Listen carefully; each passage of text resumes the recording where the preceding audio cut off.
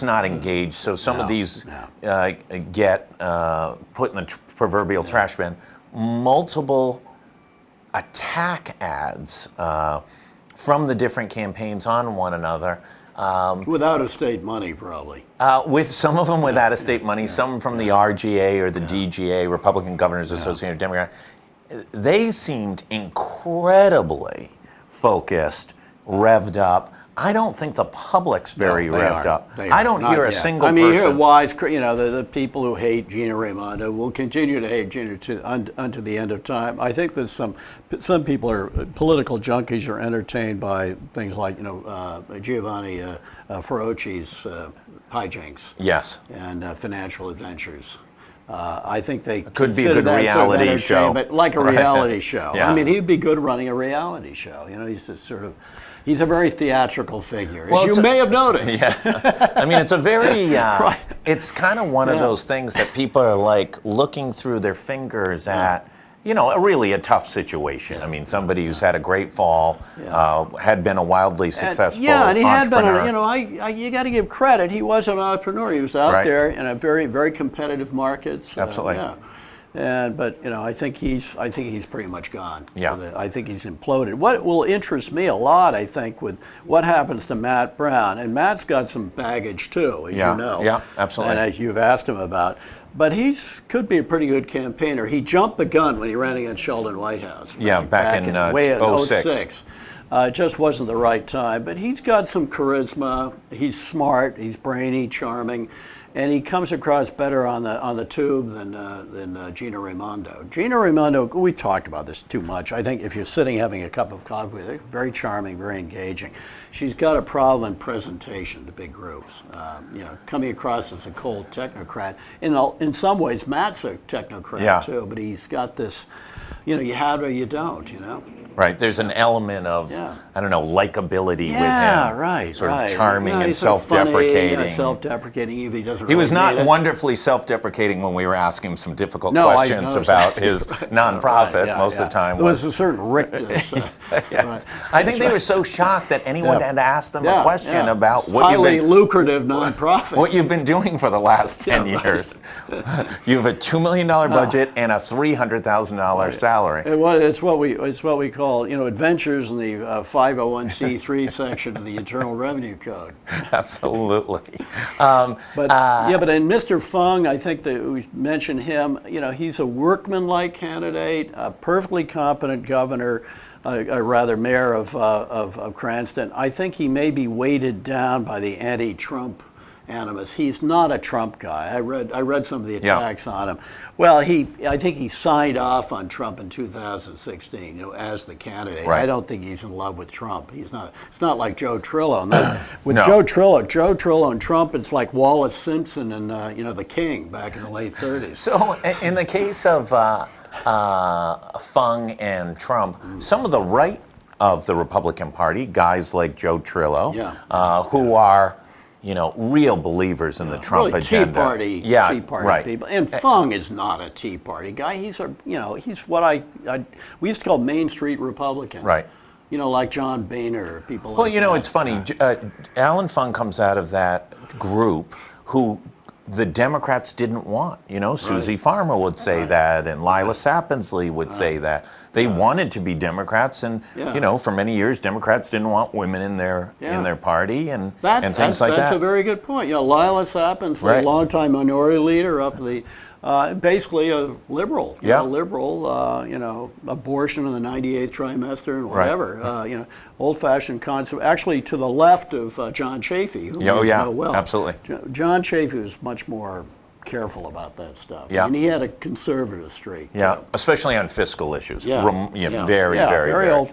Balanced budgets. Right. No utopian schemes. No gym in the new Senate Hart building, which was now 30 years ago. He thought that was a waste of money. He thought it was a waste. And he was correct. And he got rid of it. Great man. So I think Fung could win. He has a terrible charisma deficit, which could be a problem if he's running against Matt Brown. About him? Running against Governor Raimondo, it may not be that much of a problem. No, I think he has the advantage on the personality. It's funny to watch him. most of the candidates, when they coming on to GoLocal Live, they'll park either there or across at the parking lot across the street.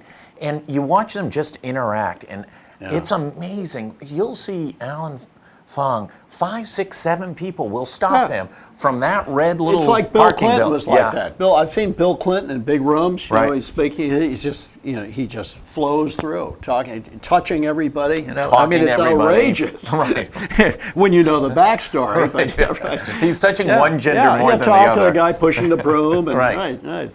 And he's got that. I don't think Governor Raimondo would tend to do that unless someone told her to 5 minutes before. No, and I think that's, which I kind of respect in a way. Well, the SUV drives up. There's an advanced person here. Yeah. She's whisked in. You know, she comes on. She's got 22.3 minutes. Right. She does her appearance and she's out the door. She should be doing is asking, so what's going on? See somebody, they say, what do you think? What's going on? You know, looking around the city, for example. Do you like these new buildings? You know, what's your take on all this stuff? You should do that a bit every day. Walk and talk. Absolutely. And is there a chance for a surprise? You know, listen, everybody, we wrote a story more than a year before the general election in 2015, September 2015, asking the question, could Sanders and Trump win their respective primaries? Now, we got crushed for even, laughed at, for even humiliated. Suggesting the possibility. And didn't surprise me, as you know. I drive around a lot, you know, places like the middle of Pennsylvania. Right. So Kate Nagel goes up and captures the congressional delegation at an event up in Central Falls. And they literally, I think, kind of laughed at her for even posing the question that Bernie Sanders could beat Hillary Clinton in Rhode Island. Jump forward. Is this that equally dynamic time? I think I think it's very dynamic. Clearly, the Democratic Party is still moving left. I think maybe too far left for their own good. And the Republican Party, how do I put this? It's no longer Ike's party. Yeah. So you've got both parties going in, you know, the Republican Party tending to go much more right, the Democratic Party going more left. I think Gina Raimondo is really a kind of Democrat, which I rather like. She's basically a kind of Truman Democrat, old-fashioned, you know, kind of pork barrel. It's like Jack Reed. Yeah. Jack Reed is a perfectly honest pork barrel. Get my brother-in-law a job as a postmaster, fix the bridge. You know, this sort of nuts and bolts, public jobs, you know. Did you see any irony in Electric Boat? Who completely lives off government contract. Yeah, totally. Then getting a tax break. Whose mission is incinerating another country or two, right? Right, absolutely. But then getting tax breaks from the state of Rhode Island for $20 million. You know, with a gigantic profit margin. I can't remember. I used to cover them, General Dynamics. And just the money is conveyor belts with billions. How do you justify when you're getting public money to pay for your entire everything's business? been prostituted. You know, I think of this with colleges now. The college I went to, Dartmouth College up in New Hampshire, I noticed the people they're giving the honourary award degrees to, in my time was sort of a professor, or physician in Africa. Now, there are 3 billionaires on the list of people. Is that true? Right, yeah. And I'm sure they've all written checks. Oh, yeah, absolutely. And big ones. Yeah, big ones, big ones. So this sort of adoration of money is just taking over the country. And to be fair, we have to say in both parties. Yeah, oh, absolutely. Both parties, Somebody had the point it's nuts. about that former Democratic staffers out of the White House don't go to run nonprofits. They all go to Wall Street. Oh, they go to Goldman. Goldman. Yeah, I mean, Goldman, probably half the people in the West Wing, they end up over at Goldman. Or Carlyle. Right. One of the big consulting firms, maybe the Boston Consulting Group, Ira Magazine, was an old company. McKinsey, does that ring a bell? Yeah. So, I see these guys. It's like clockwork. A friend of mine worked in the Commerce Department for Obama for a couple of years, and he went directly from there to Carlyle, for example. He was like 32 years old. Our former intern, Marcus Coleman, is at Carlyle Group. The corruption is deep. So right now, employment numbers came out today from the U.S. Labor Department. The lowest unemployment, 3.9% in the country. Yeah, 1973, which the number intrigued me because at the time I was working for Dow Jones for Wall Street Journal. And if you recall, and then we had the Arab oil embargo. They went into an extremely deep recession soon thereafter. For so about I'm always 10 wary of years. these numbers. Nor am I blaming Trump. Yeah. I think there are these broad forces, huge force, technological change, international tensions, all kinds of stuff, which affect the economy far more than a president, certainly far more than a governor can, Yeah, for God's right. sakes. You know, we're affected profoundly by what's going on in Europe, China. I think, as I've said before, I hope I'm wrong because I don't want to be impoverished either. I think we're heading for a recession. I would guess next year. I mean, it's been very, very long. These things have cycles, and again, I'm not blaming Trump. These are broad. Yeah. Interest rates are going up. I know you and I have argued about this in a friendly, only semi-violent way. So I think we're kind of near the height. And meanwhile, wages are staying low. Yeah. They aren't sharing the wealth. All this great I think you're seeing some movement on wages. Not a tremendous level. Rhode Island's different, and I'll say because there's not the depth. I mean, if you've got a good person, you better hold on to that good person because you're not going to be able to find a replacement. Yeah, again, it's confused. Here we are sort of in megalopolis Right. on the main street of the East Coast, right over there, Right. Route 95, very close to one of the 2 or 3 richest areas in the United States. I think Massachusetts is now probably the richest state. I think it may have jumped ahead of Connecticut, and Connecticut's an anomaly. It's Fairfield County. Right. And It's that's a fading. suburb of New York. And that's fading because Right. the financial services is beginning to shrink in New York. So we're close to that stuff. So there's some overwash. You and I have talked about like Amazon. If Amazon puts the second headquarters in Boston, I think it'll be probably around Washington. But if they do put it in Boston, a lot of those people are going to come down here. They have to. They have to. And a lot of these are younger people. They don't want to live out, on 495. They want to live in the city. So they're going to come to Providence. So and drive up the prices. I drove up from a meeting in South County this morning and drove into the city, and I saw not one but 2 cranes. Are we in we're in a malaise, right? Yeah. If you ask. Well, permanent malaise. Right, but right track, wrong track, we're still wrong track, and it's not close. Yeah. It's, are we in a right track? I think we're on a mildly good track. Yeah, I think here in Rhode Island. Yeah, I think there's a sense, I know the governor isn't particularly popular. Everybody hates the legislature. Speaker Mattiello comes along, and then some of your commentators, they're dumb. But I think as people walk around, as they see things being built up, I think this sort of, and I picked this up, and I talked to a pretty wide range of people from poor to rich, as you know. And I think the mood is getting a little bit better, and I think there's a sense of movement. You were talking about the going up to 30 seconds, going up 10 points. Yeah. I don't know how much that really means, but it makes you feel good, though. It makes you feel a little better. More than that, I think the physicality aspect, you're just walking over here, you're seeing stuff going on. They're building hotels. That's an expression of confidence, like Joe Paolino's hotel over there. That means he thinks that business is going to be okay in 4 or 5 years, not this year. Right. They're looking ahead. Everything is, leading indicator. And I see they're finally putting stuff up on the side of that brutalist monstrosity across the street from the convention center.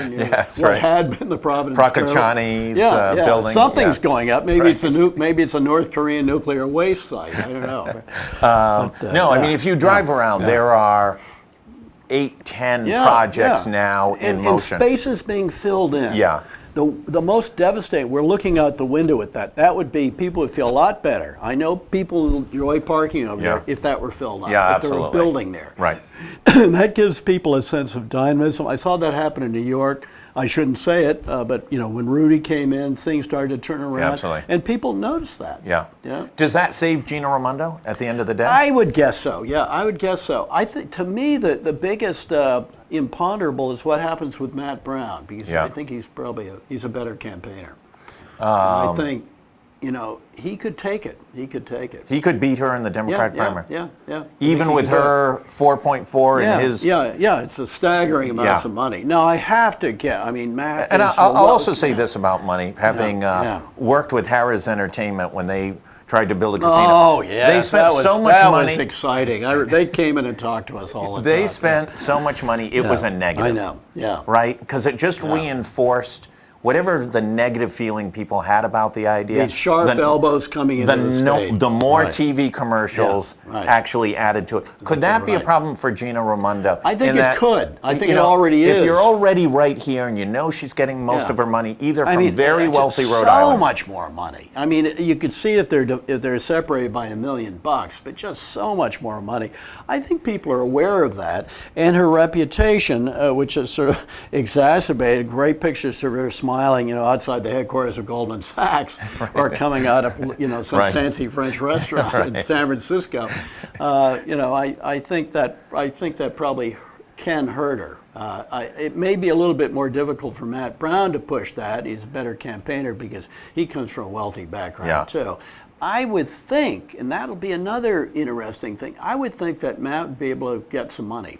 Maybe more money than Alan Fung could get. Does he need to self-fund at the end of the day? Is it for I don't him know to if be he competitive? has to. He's got connections. Yeah. So it raises the point about sort of, if Gina Raimondo comes back, will we see an explosion? She'll feel comfortable. She'll feel confident. She might take more chances on bigger projects. Will. I think that's a very. I think she'll be more of a leader. Or we should go to Washington. Will she start focusing on being the vice presidential nominee for the next Democratic ticket? Yeah, too short. She's too short. She's too short. Yeah. Voters don't like short people. They don't like short. That's been her problem. Yeah. I say that as sort of a short person, so I'm deeply resentful. Even you about think that. as a vice prepresidential candidate? Yeah, I think it's a problem. I Really? know it sounds ridiculous, but the numbers. Hillary was not a tall woman. No. It was striking when you saw Bill and Hillary together, which you've seen how small she was. Right. Yeah, but I think if the Democrats take, if the next president's a Democrat, I would be surprised if she were not offered some sort of job, as she was expecting, allegedly last time around. Right. Was it Commerce Secretary? I heard Commerce several Secretary, jobs. Commerce Secretary, yeah. Ambassador to Tanzania, I don't know, whatever. But I think she'll probably be very tempted to take a Washington job if she were. I know you've talked about it in the past, but staring us in the face is probably one of the biggest, boldest projects ever to